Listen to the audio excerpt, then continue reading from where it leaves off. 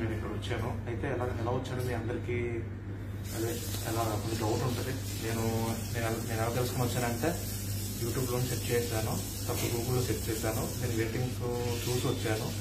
ఇది వైజాగ్లో ఒక మంచి హాస్పిటల్. ఇది ఏంటి హాస్పిటల్ అంటే చాలా మంది భయపడతారు.